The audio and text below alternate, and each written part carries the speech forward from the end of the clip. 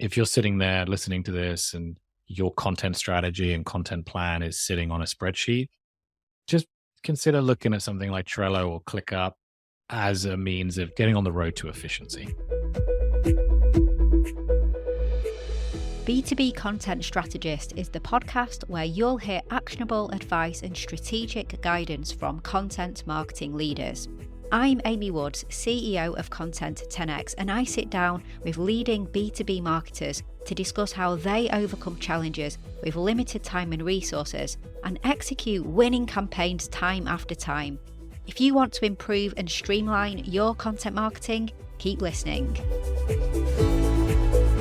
Hello and welcome to the third episode of Season 2 of B2B Content Strategist podcast. I'm your host, Amy Woods, the founder of Content 10x, and in this episode, I speak to Jason Bradwell, who is the founder of marketing agency B2B Better, where their goal is to help B2B organisations rethink the status quo by turning marketing from a cost centre within the business to a revenue driver. Jason's also the co-founder of a community for solo marketers called Karaoke, and he also hosts the B2B Better podcast, which seeks to help complex businesses understand and execute a modern-day marketing strategy. In this conversation, Jason and I discuss how to streamline and optimize the content creation process. Jason also shares why his content stands out from the crowd. We talk about the most outstanding and memorable content marketing initiatives that he's worked on to date. Jason also talks about integrating AI into his daily processes and lots more. It's a really valuable conversation. I'm looking forward to sharing this with you, so let's dive in. Jason, welcome to B2B Content Strategist podcast. It's great to have you on. It's great to be on. Thanks, Amy. Very much looking forward to this conversation. To kick this off, Jason, what would be awesome is, could you just tell us a little bit about your role what you're doing at B2B Better and all of that good stuff? Absolutely. So my name's Jason, as you kindly introduced me. I am the founder of a marketing agency called B2B Better. Our goal is to help B2B organizations fix their marketing problem. And essentially what that boils down to is, how can we turn marketing from being a cost center within the business to being a revenue driver? And we do that by offering strategic marketing advisory services, looking at strategy, looking at planning, looking at resourcing, and helping organizations figure out where do they want to get to, and how to go about getting there.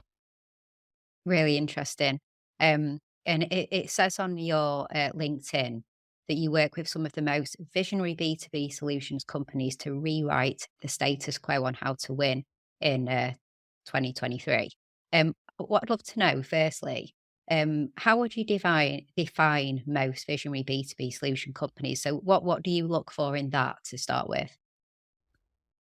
I think when we're looking at B2B organizations, we can separate them into two general camps. There are the ones that were born in the digital age. Typically, these are SaaS businesses, and they inherently understand how to reach the modern day B2B buyer and how to activate the channels where these buyers are spending time.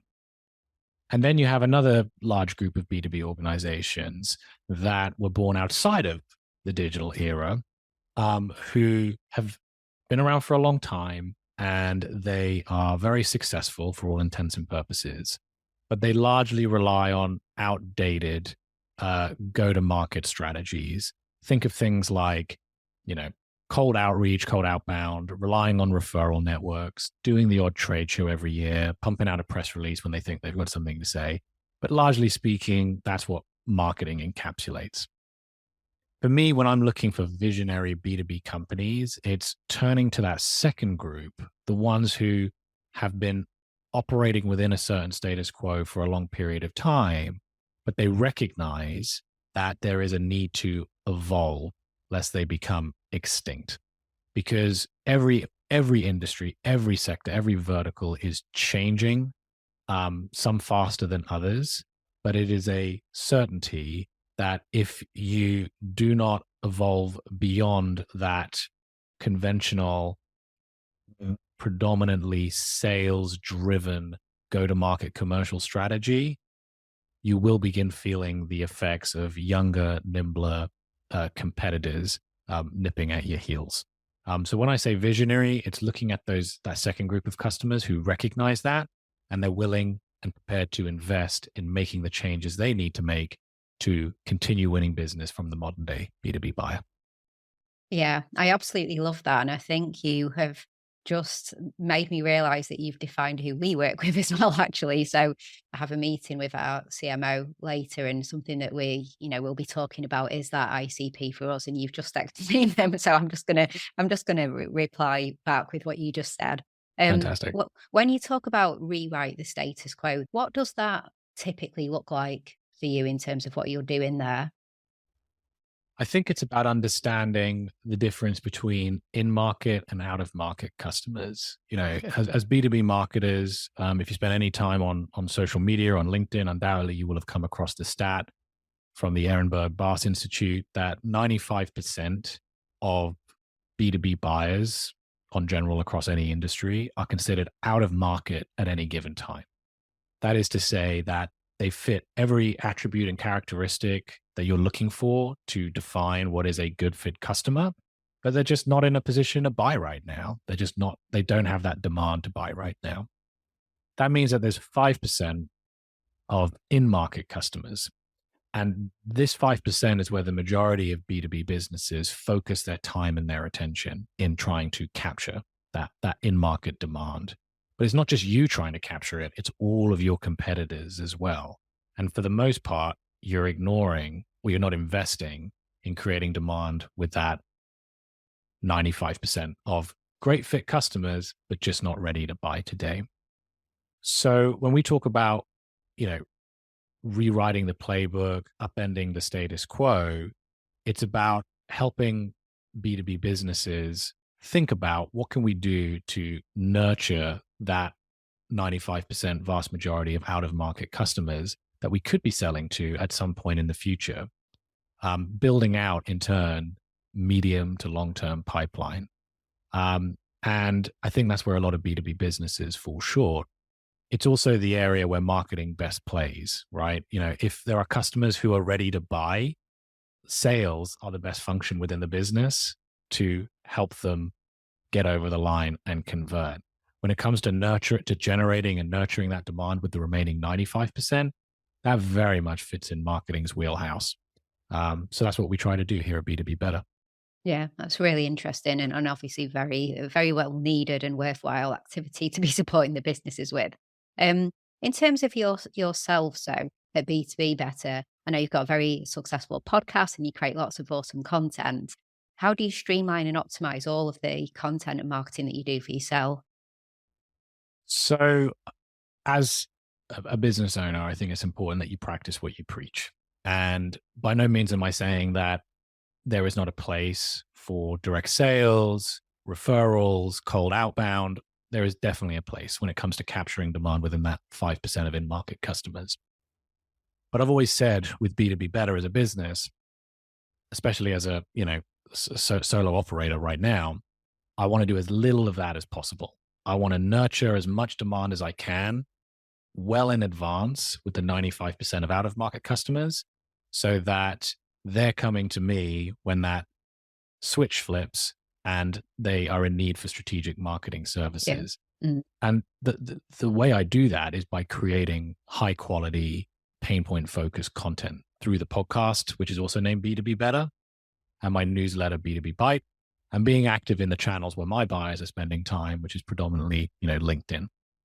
So just to break those three down, I have a weekly podcast, ranges from 30 to 60 minutes in length. The format is narrative driven. I will interview an expert on a particular subject that my customers care about, be that, account-based marketing, be that marketing strategy more generally, be that, TikTok is a popular subject right now and what place do B2B organizations have in that. I'll interview an expert and then I will, in the post-production, cut in my own insights and takeaways based on the responses they've given me. So it results in quite I like to think highly polished, Yeah. high production value piece of content, as opposed to just a kind of hit record on my Zoom call and publish it with minimal to no editing. I think that helps kind of differentiate it in a sea of B2B marketing podcasts. That's the first thing. Second thing is the weekly newsletter called B2B Byte that goes out to 3,000 plus B2B marketing professionals every single week. That could just be a summary of the podcast episode I've just published, or it could be a subject or a topic that keeps coming up with me with clients that I want to provide some insight on. I kind of think of it as a bit of a journal, just to help me keep a record of all the things I'm talking and thinking about at any given time, to which I can share with my database. And then finally, there's LinkedIn, where I try and post something every single day. I treat it as a bit of a blog in terms of my mindset. Just write, several hundred words on a topic and publish it out as a LinkedIn post. But the really important part of my time on LinkedIn is also making sure I'm not just publishing, but I'm engaging with the community, both my own and otherwise. So those are the three channels I operate on. And we can talk a little bit about the production behind each of those and how I've streamlined and optimized it over the last 3 years that I've been active. But that's how it breaks down. And it's from those three channels that, having launched the business fairly recently, enabled me to generate over £50,000 in pipeline before I'd actually even started officially the business. So, yeah. Wow. Just goes to show the power of content, doesn't it? The power of knowing who you are, communicating with, and then creating, targeted content and, as you said, high quality differentiated content as well. What do you think you've done to really stand above that crowd as well? Because, as someone in the B2B space as well, on LinkedIn, it's a very crowded space of people talking about, even just niching it to, B2B tech, SaaS, that area as well. What do you think you've done to manage to nail that and actually get that engagement and get noticed? I wish I had like a really defined kind of framework that I could just say and your listeners could take away and apply to their own. I don't, but there are certain things that I will call out, and hopefully at the end they could begin to, resemble some sort of framework. I think the first is just understanding who you're talking to. And I think if you are a marketer on LinkedIn, it is very easy to feel like there is just a lot of noise, and how do you compete with that noise? Dare I say the vast majority of that noise are marketers talking to other marketers. And 100%. unless your ICP is marketers, then you kind of need to just ignore it and focus on who exactly are you trying to target and creating content for them. I definitely fell into this trap, right? Like, I want to sound clever amongst my peers and contemporaries. So I'll spend, at the beginning, I was spending time talking about dark social and, the dark funnel and all this kind of stuff. But, you go into a meeting with a CEO, CFO of like a IT system integrator, and you say the words dark social, they're like, what the hell are you talking about? I have no idea what that means. Talk to me in terms I understand, marketing, sales. How can I be better at both of those? So, the content that you then put out needs to reflect who it is that you're actually talking to. When looked at by other marketers, maybe it's considered a little bit basic, a little bit simple. But when you're talking to your customers, it's exactly what they need to hear, because it's where they are in their journey of discovery or whatever. So the first thing is about understanding who your target buyer is and creating content for them. I think finding ways to be distinctive, whether that is in the format or the branding or the design of the material that you put out, is very important. If you connect with me on LinkedIn, which I'd highly appreciate anyone listening to this doing, you can reach me, Jason Bradwell. I'm the guy with the bright yellow background in my profile photo. And that was a deliberate choice because it stands out in your feed like that bright neon yellow. And in fact, I've been walking through conference halls in the past where someone will stop me and say, "You're the yellow guy." Really? They don't know my name. They don't know anything about me. They don't know what I talk about, but they know me as like the yellow guy. And that, combined with like the format of my podcast, which I've already mentioned, which is more narrative driven versus just Q&A interview style. These are just little components I've learned over time, just slight tweaks to the format or the design or the branding that just help you stand out a little bit from a sea of sameness, a really saturated place, which is B2B marketing. So that would be the second thing. And I think if I had to round it off, the third thing in terms of standing out, um, consistency, I guess, is what comes to mind. Like it is a long game when it comes to creating an effective content program. And whether you're a brand or you're an individual, I've sat on both sides, it, at times it can feel a little bit hopeless. I keep putting stuff out consistently every single week, and it's just not, the numbers aren't going up enough for me. I want this to go quicker. But you have to stick at it, and eventually you will hit a tipping point because you'll build enough insights, you'll collect enough data to understand what is the kind of content types that resonate the most. What are the formats that people just seem really to enjoy? How can I evolve and iterate over time to make this, based on feedback, the best version of what it is it can be?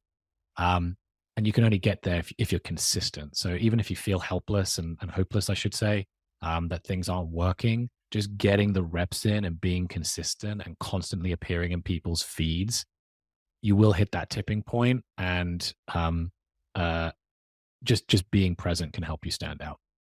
Yeah, 100%. I agree. In terms of being consistent, it helps if you have certain systems and processes and ways that you kind of optimize the workflow. You mentioned it before in terms of you've developed that for yourself and your content. Do you have any tips of you managing to stay consistent with quite a lot of different types of content on a weekly basis? Time blocking is really Yeah. important for me. So in my calendar every week, I'll make sure there is a big old block of time for me to work on content, whether that's editing the podcast, whether that's reaching out to guests, whether that's writing the newsletter. There is just a permanent block of time in my diary every week so I can focus on doing that and only that. Just trying to fit it in, half an hour here, 15 minutes there, for me personally, just doesn't work. I need to have that concentrated focus. I think automation is a really powerful tool. If you can figure out the kind of mundane, repetitive tasks that you continually do when it comes to producing content, and if there is a way that they can be automated using a tool like Zapier, for example, that could really help take off some of the heavy lift when it comes to content production, if used well. And outsourcing, like I as a solo creator, have not outsourced any of my content production. It's something I want to change because I believe that there are people out there who are cost effective and far better at things like audio mixing or kind of scheduling social posts or creating transcripts / show notes. These are all things that don't need me doing them. They can be outsourced to other individuals for a cheap price and be done far quicker. In fact, ensure they are done, right? Because far more often than not, I just won't publish show notes because I don't have the time to do it. Yeah. So when I worked for a brand, we outsourced a lot of that kind of menial task, those menial tasks that could not be automated, to really cheap freelancers that we found on Upwork or, Fiverr or whatever. So those are the three things, time blocking, automation, outsourcing. That's how you can, 3 ways of looking to streamline your workflows. Just a super quick break from this conversation to let you know that if you're a B2B technology or professional services company and you want help with streamlining your content operations, outsourcing your content repurposing is the #1 way to produce more high quality content and boost your ROI without putting any more pressure on your team. In fact, it could save your team up to 30 hours per week. We offer content repurposing services for video and audio content. Whether you have a show or you're launching a brand new one, maybe you have an archive of awesome content, be it webinars or a virtual event, or you want help creating thought leadership content that we can repurpose, we've got you covered. Head to content10x.com to see how we can help you and start increasing your efficiency and the value you get from your content.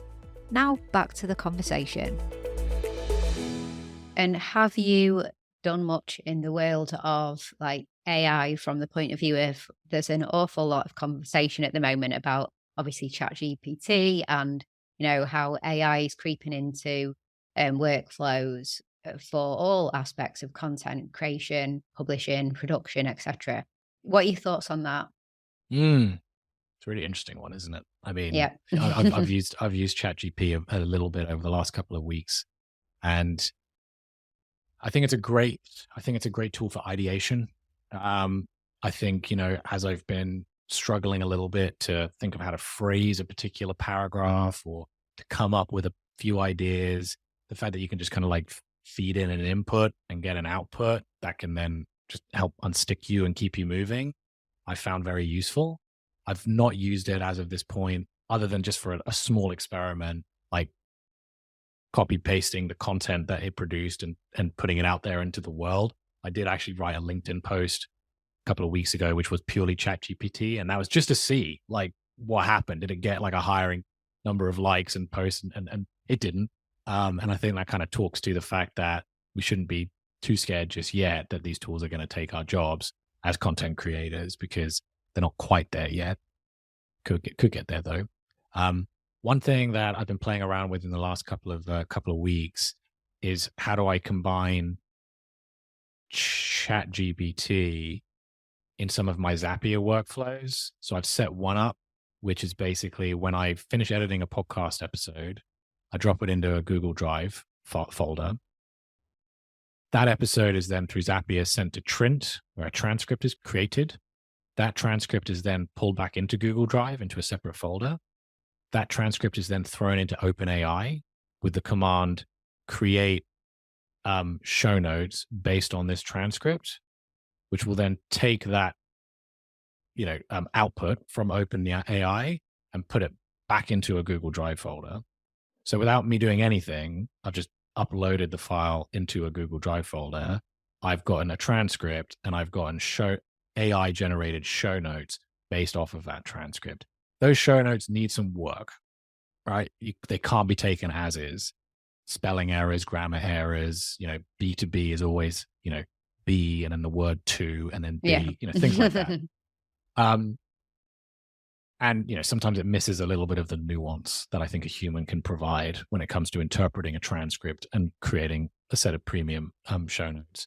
But it gets me like 60, 70% of the way there. And I mean, as a solo creator that's not outsourcing anything at the moment, I'll take it. So, there are ways to leverage ChatGPT, OpenAI to take off some of the lift if you can think through it. Yeah, I agree. I mean, I'm going to be completely honest with you. I haven't actually even used ChatGPT yet. Every time I go in it just says that it's at capacity and you can't get on it. I am going to have a play around with it. And a few people in the team have been messaging me saying that they've got in and they've been playing around with it. I guess jumping over the conversation towards outsourcing and looking at, sort of B2B businesses, likely have a small marketing team and they are looking at what do we keep in-house, what do we outsource? What do you typically go in and start to review and often end up recommending you should probably look to outsource this? Yeah, it's a great question. And I think it really depends on the nature of the organization. A lot of the businesses that I work with are at the very beginning of their journey when it comes to building out a marketing function. They could be a very well-established business, as I've already mentioned. They could be worth tens of millions of dollars, but it's all off the back of the referral network that their executive team, their sales team have, or cold outbound, or attending trade shows, things like that. It's not a modern day marketing function in my eyes. And there is an argument to say that these organizations would be necessary for them to invest in an in-house marketing function in the short to medium term, because their industry just doesn't, it's just not a necessity, just based on, what they're selling and how it's sold and how it's bought. In those cases, bringing on someone like myself as a fractional CMO can be really beneficial because it gives you that exposure to a senior marketing leader who can begin building a foundation and generating a business case that investment in modern day marketing makes sense. And then at some point in the future, facilitate a transition to an in-house team. And if you go down that road, you're outsourcing everything. You're outsourcing strategy, you're outsourcing planning, you're outsourcing execution. On the other side of the scale, if you're like in a B2B SaaS business, I think, I'm looking at ClickUp on one of my other screens here, they're in a business model where, they need to have that in-house marketing function to really accelerate their revenue generation capabilities. They need to be on all channels. They need to they need that momentum, that velocity within their business, that it just makes sense. So I think it really depends on the type of business that you operate in. Yeah, I completely agree. Reflecting on season 1 of this podcast, talking to like heads of content marketing and heads of marketing at fairly large tech companies, the theme across that question tended to be SEO. Like SEO seemed to be fairly standard. We don't we don't hire in-house SEO expertise. We tend to work with an agency. But then anything after SEO, as you said, kind of really did vary a lot more depending on all of the factors that you discussed.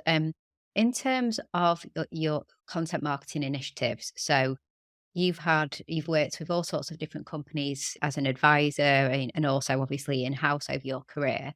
What would you say is a really memorable standout content marketing initiative that you have been involved in? And kind of what were the results of that?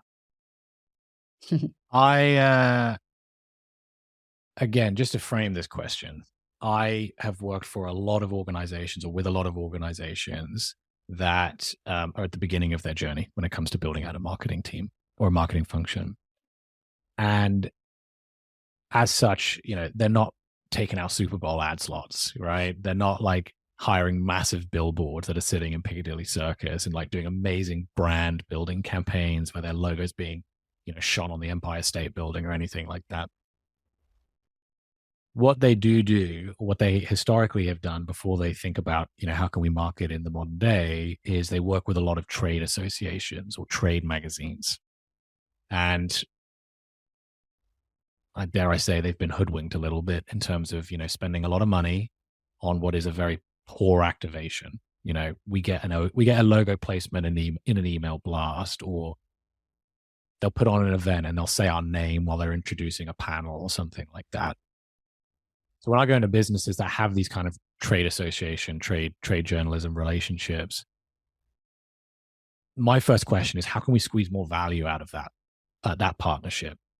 These companies are creating content, right? And sometimes on our behalf. Are we really satisfied with like a crummy, generic white paper that's blasted out to a couple of hundred people and we have no idea of tracking? We have no idea like what it actually delivers. No, we shouldn't be. We shouldn't be happy with that, and we should be holding them to account to, push the fold on what's actually achievable. To that end, a really memorable content program that we worked on with one customer was developing a co-hosted podcast between the trade association and the brand. It would have been easy for us to say you launch a podcast, we'll do a bunch of pre-rolls and mid-roll ads in that, and that will be, great activation. But I don't think that goes far enough. Like as a solutions provider, we're in the business of selling expertise. It makes sense for one of our experts then to be involved in this piece of content. So we'll put up one of our experts as a co-host alongside one of your top journalists. And every week you'll interview a hand-picked list of potential clients of ours on subjects that matter to them and matter to your audience. And that was a really great piece of content for a couple of reasons. One, it meant that we were just activating the relationship in a way that we had never done before, or none of that trade partners had ever done before. Two, it really allowed us to position ourselves as the expert. We're here not selling our solution. We're here talking about the industry and the challenges and the opportunities that, we see in the space. It allowed us to connect with prospects in a aggressive way. I kind of say aggressive in a sense of like, it meant that we didn't have to send a cold outreach email, Yeah. a cold pitch to them via email. It meant that we could, connect with them in a mutually beneficial setting. They're getting exposure because they're being invited onto the podcast. That's not just being shared by us as a brand, but by this like trade association, trade magazine with huge reach that they want to be, associated with. It kept leadership happy, because they saw something cool happening that they'd never seen before. And, podcasts are really in vogue at the moment in B2B. So that was just a really cool activation of, slight tweak to what was an existing relationship. And it ended up being, if memory serves, the second highest performing podcast produced by that trade association, of all time. And it had like a really high completion rate, like because the content was so tailored to the audience it was being delivered to. Like 85% of all streams went 75% of the way. And considering it's like an hour-long episode, that's a really good show.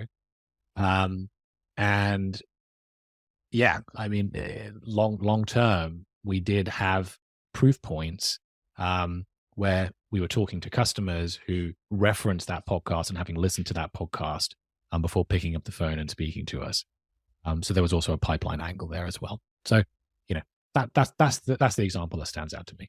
Yes, it's such a good example. I think it kind of provides so much more background with what you said about breaking through the status quo with the companies you work with, because you took an example of a business that sounded exactly as you said at the start, kind of like an older fashion marketing business, and you broke that status quo, did something really different, and such a good example. I love that idea of the co-hosted with the trade organization and the podcast aspect. So amazing example. Let's talk about things to avoid. So do you have a funny story or cautionary tale of a content marketing mishap?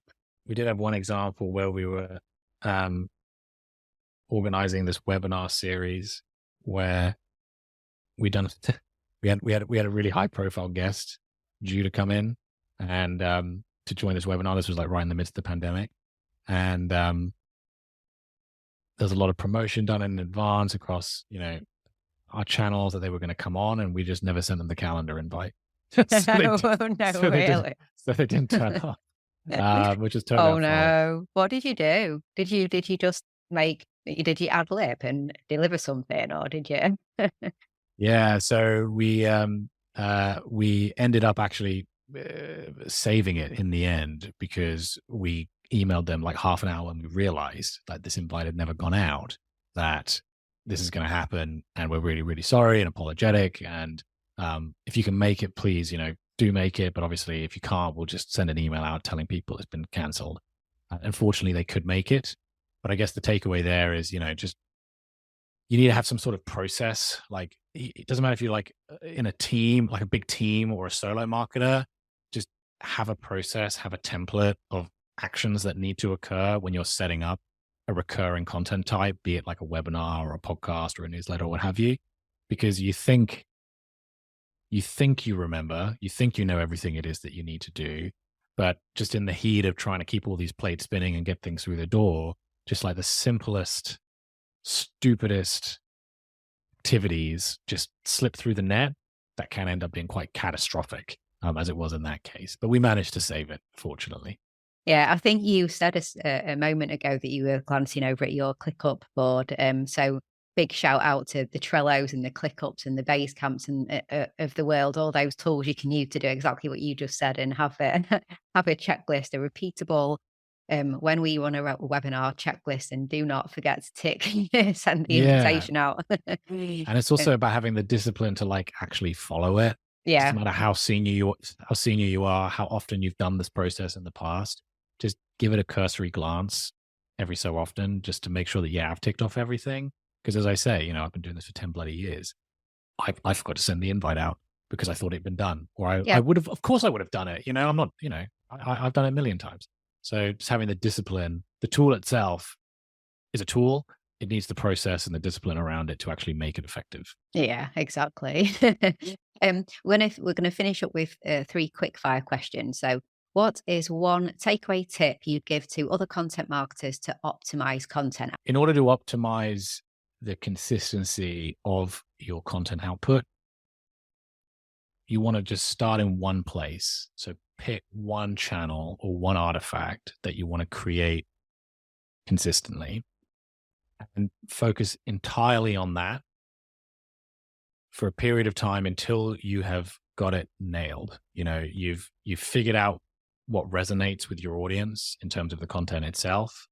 You understand the channel and how to distribute, and you've built a process to get things out of the door consistently every week, every 2 weeks, every month, whatever it is, the cadence that you've set.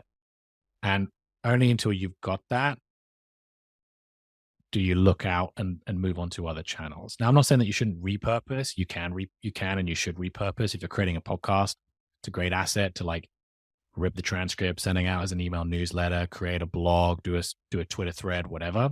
That's totally cool. And that should be part of your kind of, your journey of discovery on this with this new content and this new channel.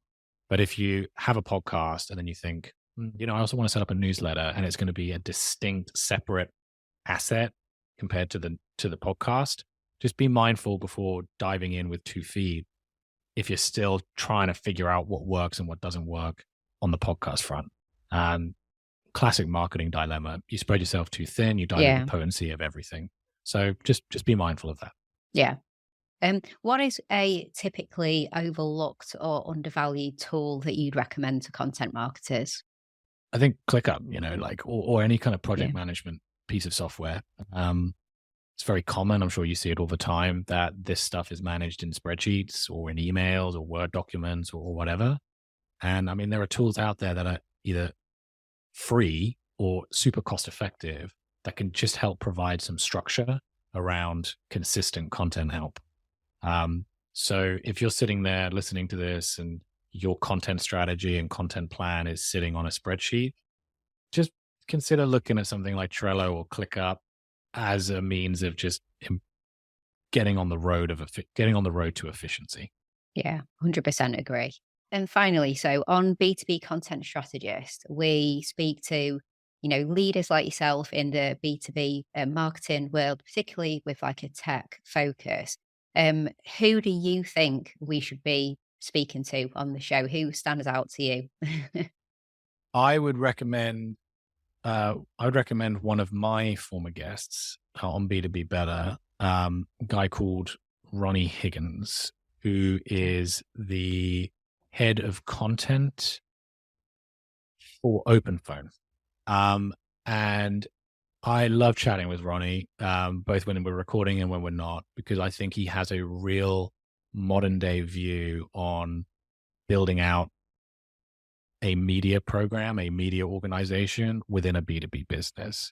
I think it's become a little bit cliche to see on LinkedIn, like platforms like LinkedIn, like every B2B company is a media company. Media company, yeah. Yeah, And whilst Ronnie definitely subscribes to the idea that creating high quality, consistent content that could be billed as media is the right play for B2B organizations to make in 2023 and beyond, he's also a realist.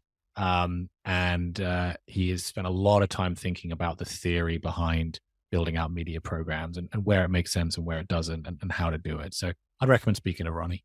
Brilliant. Awesome. I'll be getting in touch with him. Well, Jason, thank you so much. It's been an awesome conversation, really great episode. I'm sure everyone listening is going to have taken so much value from it. I think you already mentioned about connecting with you on LinkedIn. Is that the best place that you would like people to go to connect with you? Yes, please. Yeah, you can find me, Jason Bradwell, big yellow background in my profile photo. You can also connect with me on Twitter at Jason R. Bradwell, though I spend less time there nowadays with the whole Elon thing. But LinkedIn is the best channel for sure. Awesome. All right. Well, thank you so much, Jason. Thanks for listening to this episode of B2B Content Strategist. Do let me know what you thought of our conversation by getting in touch with me on social media. You'll find Content 10x on all the social platforms or search for Amy Woods, CEO of Content 10x on LinkedIn. To find out more about streamlining your content marketing processes and specifically about content repurposing, check out our website content10x.com, where you'll find information and resources that will help you achieve more with your content more efficiently. And if you're looking for a partner to outsource your content repurposing and distribution to, get in touch, as we offer a world-class, fully end-to-end, done-for-you content repurposing service. Thanks again for listening to this episode, and I'll catch you in the next one.